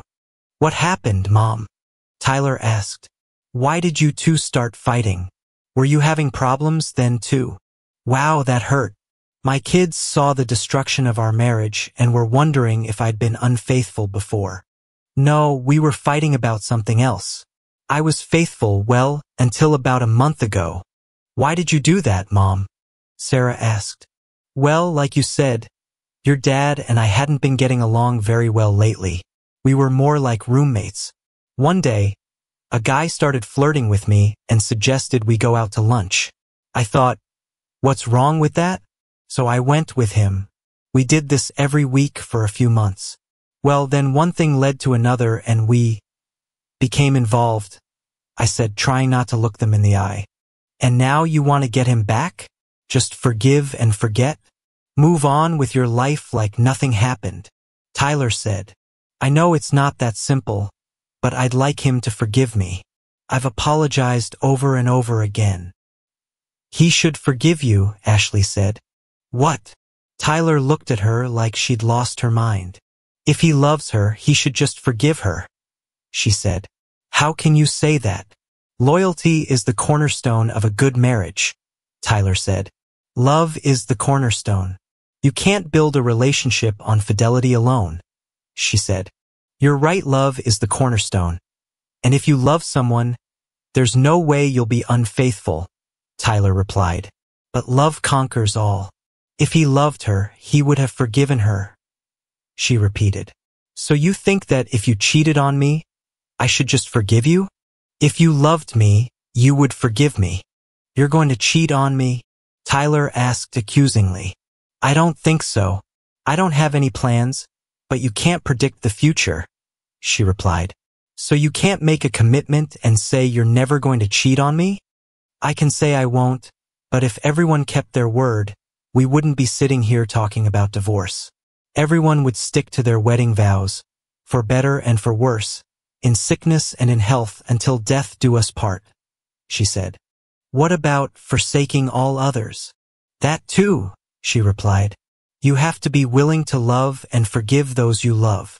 I could see the situation was getting out of hand, so I said, let's not talk about it now, but just give thanks that we are all healthy and can spend time together. I saw the look on Tyler's face. It was like he looked at Ashley in a new light. As the saying goes, the bloom was off the rose.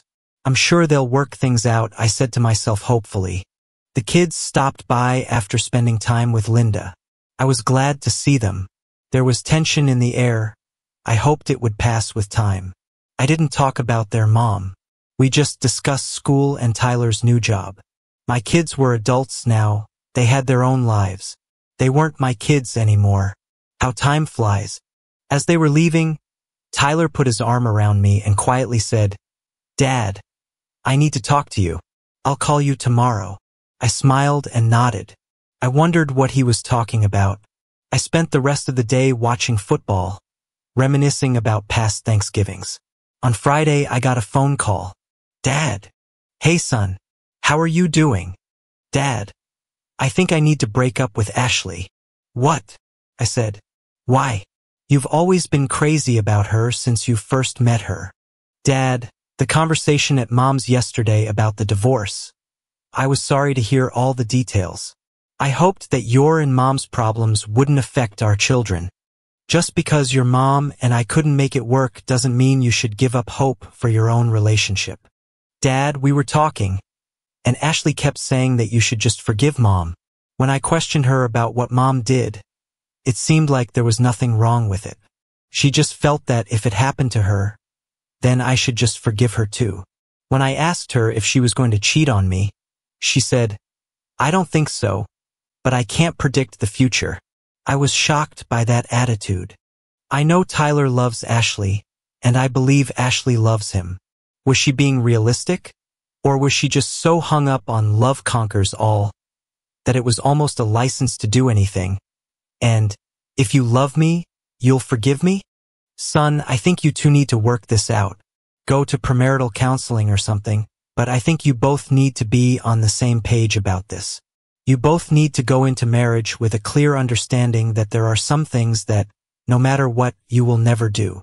I don't even want to talk to her about marriage until I have that assurance. I can understand that, I said. Think about premarital counseling. Thanks, Dad. I will. I hung up the phone, thinking about what my son was going through. The questions, the indecision. This was something he had to decide for himself. However, I was concerned about Ashley's attitude. Would she cheat on Tyler? Would she expect him to forgive her no matter what? What if the shoe was on the other foot? What if Tyler cheated on her? What if it happened more than once? Would she continue to forgive him? It's a slippery slope if you haven't identified acceptable behaviors and committed to the other person. The following week, I decided I had better see a lawyer. I explained my situation to him. I told him that I wanted to fight the divorce. He assured me that at least we could get court-ordered marriage counseling. As I left the office, I felt a sense of uncertainty about my life and what the future held for me. Whether we stay married or not, I will be able to make my point and be heard. My attorney called. Linda had hired an attorney and wanted counseling to try to save the marriage. My lawyer said the judge would probably order it, so it's best to get it over with now to cut down on the time for a final divorce decree. I got Marcus to agree to see a marriage counselor. We're meeting today. Hopefully, we can work out our issues and get past them. I know it won't happen in one session, but maybe if we have some time, we can make it work. I walked into the psychologist's office to get this over with. It may only take 1 or 2 sessions for the counselor to decide that the marriage is irreparable. The counselor was a woman, so I thought she might side with Linda. All I had to do was be patient and let her know that the relationship was doomed even before Linda cheated. That was just the final straw. The counselor asked me to tell her why I wanted a divorce.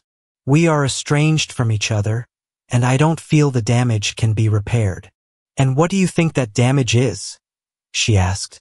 1, trust. I don't think I'll ever be able to trust her again. 2, communication. We haven't really talked in years. 3, love. I have lost my love for her. 4, commitment and fidelity. She has devoted her time, energy, and emotions to another man and has been intimate with him more than once. So what do you think led to this? She asked. What was the root cause of all of this? I would say it started with her rejecting my love and intimacy. In short, she cut me off from any kind of closeness. Linda, would you like to respond? First of all, I still love Marcus. I know the last few years have not been the best. Why? She asked. I lost all interest in physical intimacy. I didn't need it and I didn't want it, Linda said. I take it this was physiological. You went into menopause? Yes, I just didn't have any desire. Did you speak to your doctor?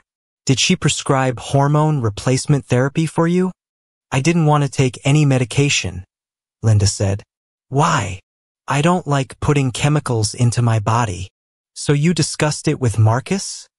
She asked. Yes, he just didn't want to understand my point of view. He only wanted one thing. Marcus, did she tell you about her concerns? Yes, and I told her that there were other ways to deal with it other than just saying no. Like what? She asked. I would do whatever she needed. I tried, but she dismissed me. So I assumed she didn't care about how I was feeling and how it was affecting our relationship. And how did that make you feel? She asked. That she didn't love me or want me anymore. Or if she did, she didn't want to do anything about how I was feeling and how it was affecting our relationship.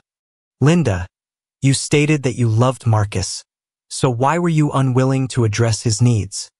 I wasn't interested, and his attempts to coax, pressure, and even beg me made me feel resentful of him. Why couldn't he just realize that it was no longer a part of our relationship? Linda, physical intimacy is a normal part of marriage and a way for two people to show their love for each other, she said. That's not love. Love is more than that, Linda replied. Yes, love is more than that, but intimacy is part of a healthy relationship, she said. Marcus, tell me what you were doing and what was going through your head during all of this. Well, after a few months of no intimacy, I decided that I would stop trying to initiate and wait for her to take the initiative on her own. I thought maybe on special occasions she would get sentimental and it would happen. I thought maybe at Thanksgiving, seeing how much we had as a family, she would want closeness, but it didn't happen. Then Christmas, maybe I'll get a gift from her for Christmas, but that didn't happen. Then New Year's Eve, let's start fresh, but that didn't happen. Valentine's Day, the most romantic day of the year, we went out to dinner, just the two of us. But again, nothing happened. Then my birthday, nothing. Her birthday, nothing. And finally, our anniversary. We went out again, had dinner and dancing, but nothing happened. From that point on, I just shut down. When we talked, it was unemotional and businesslike. Conversations boiled down to what we needed to get done around the house, doctor's appointments, or whether we were going to a friend's house this weekend. We became more like roommates. What do you have to say about that? She asked Linda. I didn't know what to say. I was ashamed of what Marcus had told her. He made me look like a cold and uncaring person. I couldn't believe he looked at every event as a possible chance for intimacy. Was that really all he was thinking about? I didn't know that. I just thought he was over it. It wasn't that important to me, so why should it be important to him? I began to realize what was going on in his head. He thought that by rejecting him physically, I was rejecting him and his love. I felt differently. That doesn't mean I stopped loving you, I said, looking at him. That's not true, Linda, Marcus said. You haven't expressed love to me in years. You've even given another man what you wouldn't give me. How does that show you still love me? I don't think you hated me, but I think you just didn't care about me. So now the feeling is mutual. I don't care what you do, and I will find someone who makes me happy and who I can make happy. She will show me how happy she is every day, and we will enjoy physical intimacy with each other. Even when we don't particularly want it, we will do it for each other unselfishly so that we each get what we need. That is the kind of woman I will be looking for once the divorce is finalized. I want to move on with my life to find a woman like that. With those words, Marcus rose from his chair and walked out of the office. After that, the counselor and I talked for a while longer, but I wasn't really listening. The realization was growing in my head that Marcus didn't need me anymore. He wanted to find someone else he could be happy with because he wasn't happy with me. I had hurt him deeply. In fact, I had wounded his masculinity in a way I didn't understand. I didn't have fun with him, but I did have fun with another man, a younger man. In the animal world, the younger male displaces the older male. We didn't fight over me, and he didn't lose, he was just replaced. I came home and sat in the empty house, just me and my thoughts. I didn't feel like cooking dinner, so I just ordered food delivery. As I sat there waiting, I relived the last few years all over again. I understood everything now. Marcus had tried to show me his love, but I had turned him down. It wasn't just about physical intimacy, it was about emotional and physical connection. The doorbell rang, and I went to the door. The delivery driver was an older man, not much older than me, and he seemed familiar. Linda Thompson? He asked. Yes. I thought that was you. Thanks a lot, he said with a sarcastic tone. What? I asked. Because of all this mess, a lot of us are working extra jobs now. I hope you're happy, he said with a strange look on his face. Closing the door, I looked at the food bag in my hands. The consequences of my actions were rippling out to affect people I didn't even know.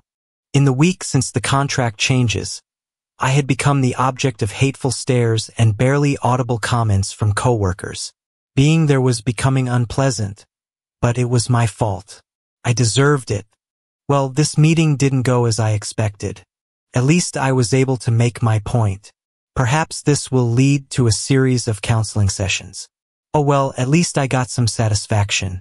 I went to the apartment and sat there all alone. I would be alone until the divorce was final, and then I would do what I said I would do and find someone who would make me happy and who I could make happy in return. As I sat there feeling sorry for myself, the phone rang. It was probably Linda calling to yell at me for what happened in counseling. That I looked at the display. It was Tyler, and I smiled at the unexpected call. Hey Tyler, how's it going? Hi Dad, he said in a flat voice. What's wrong? I asked. It's over, Dad. Ashley and I broke up. No, that can't be. You love her so much. We've been fighting since Thanksgiving. She thinks I'm stupid for expecting her to promise not to do something she has no intention of doing. But she won't make that promise. I can't go into marriage with these doubts in the back of my mind. Damn, I thought. Linda's actions have ruined not only our marriage but also affected our son's relationship. I'm sorry, son. I know you love her. It won't be long, but you'll meet someone you can be devoted to who will also be devoted to you. Body, soul, and heart. Thank you, Dad. I hope you find someone like that too. I was sitting watching TV when I got the call. I thought about just sending it to voicemail, but I got curious and looked at the display. It was Sarah. Hi, Sarah. Thanks for calling. How are you? Good, Mom. How are you? I've had better days, I said sadly. Well, then I hate to tell you this. I don't want to make your day worse. What's the matter, Sarah? Come on. Tell me. Tyler broke up with Ashley. What? Why? She called me the other day and told me he's obsessed with commitment and fidelity. He thinks she's going to cheat on him. What have I done? I thought to myself. He even wanted her to promise that they would both sign a prenuptial agreement stating that infidelity would result in forfeiture of all marital assets. Dear God, I said quietly. Then I thought, he's his father's son. If Marcus and I were just starting out now, he would have done exactly the same thing. These kinds of agreements weren't common in our day. I guess I could be thankful for that. Well, they had a fight, and he broke up with her. She called me in tears, asking why he was so stubborn. I didn't know what to say. Maybe he'll cool down, and they can work things out. I said hopefully, but really, I knew my son. He wouldn't change his mind about this. I give up, I said to myself. And the next day I called my lawyer. I told him to ask for a 50-50 split, not 70-30 as he had requested, and to change the reason to irreconcilable differences. If Marcus agreed, I would sign the papers right away. I knew that fighting would only delay the inevitable. I hoped he would consider it a good compromise. I got a call from my lawyer. We got a proposal from Linda's attorney. She offered to stop counseling and sign the divorce papers if we changed the split to 50-50 and the reason to irreconcilable differences. I told the attorney, there's no way I'm taking that offer. She won't be able to cover up her cheating by changing the cause. Remind her attorney that we have evidence and witness testimony that she was in a relationship with another man. I will agree to a 50-50 split if she agrees to adultery as the cause. He said he would talk to her lawyer and see what they could agree on. Marcus declined my offer. His lawyer reminded me that they had evidence of my relationship with Bradley. How could I have forgotten that? However, he agreed to a 50-50 split. I told my lawyer to take him up on that offer. I had pretty much decided I wasn't going to stay in this town when it was over. Cincinnati was nice when we visited there. Maybe I'll go back there, or maybe I'll head for warmer climates like Florida. Either way, I won't have to deal with people in this town talking about me anymore. I thought back over the past year and how things had changed. The next day, a new salesman from Ohio Educational Solutions came to work to try to get our business back. I asked him where Bradley was. He's been transferred to our southern region, he said. Oh, I said, not trying to sound too interested. Yeah, there were some complaints about his professional conduct. The company thought it was best to give him a fresh start somewhere else. I see. I'll be taking over this territory. I hope we can rebuild the relationship with your schools. I wished him luck, though I doubted it would happen anytime soon. She had accepted the offer. Now all we had to do was wait for our time in front of the judge. Since we both agreed on everything beforehand, it should go quickly. I think about the years we spent together, and I'm still angry about what she did to us. Our whole family would be different now. I wonder if I will ever be able to have a civil conversation with her. The house was so empty that I was looking forward to selling it and splitting the proceeds. The empty house made me think too much. I would turn on the TV and watch some mindless programs, but my thoughts kept wandering. When I accepted Bradley's invitation to lunch, I said to myself, "What's wrong with that?" I think I know now. Somewhere in America, a middle-aged married woman is right now accepting a dinner invitation with a man who is not her husband. She asks herself, "What's wrong with that?" If only she knew. I just talked to Sarah. She's coming home from college to try to save this marriage. Can't be saved anymore. 3 years of putting up with Linda's coldness is what turned me away from our marriage. And the fact that she gave another guy what she denied me all this time was definitely the match that lit the fuse to the destruction of this marriage. I don't usually drink, but right now I felt like hitting the nearest bar. I turned off my phone and walked out the door of my hotel room. Let them try to find me. Sarah arrived and tried to call Marcus, but the call went straight to voicemail. His cell phone was off. It was getting late, and I decided I just wanted to go to bed. Tomorrow I'm going to go to work and try to get through this. I spent a couple of hours sipping beer. I wasn't drunk, but I wasn't in pain either. I set the alarm on my phone for 6 a.m. and then listened to my messages. There were a couple from my wife, the usual apology nonsense. Then there were 2 from Sarah asking if we could meet tomorrow. I wasn't going to work. I had things to do. I had to meet with a lawyer and take care of some banking issues. For now, I was going to sleep it off and hope I didn't have a hangover in the morning. I didn't get much sleep. I did fall asleep, though, as I was exhausted from the events of the weekend. I woke up feeling hollow. Sarah had left early to go back to school that I called work and asked for another personal day. There was no way I could concentrate today. I spent most of the day packing up personal items and memories. Each photo, each memento told a story of better times. 26 years reduced to boxes and legal documents. The phone rang in the afternoon. It was Marcus. "Linda." "Marcus, thank you for calling. The lawyers have worked everything out. We just need to sign the papers." "I know. Marcus, I want you to know that I'm sorry. I'm sorry for everything." There was a long pause on the other end. "I know you are, Linda. I'm sorry too. Sorry that it came to this. Do you think someday we might be able to talk? Really talk? Maybe someday. But not now. I need time to heal. I understand." "Marcus. Yeah. I did love you. I do love you. I lost my way. I know. Goodbye, Linda." "Goodbye, Marcus. Thank you for your viewing. See you next time. If you enjoyed this, subscribe to JK Tells a Story for more tales.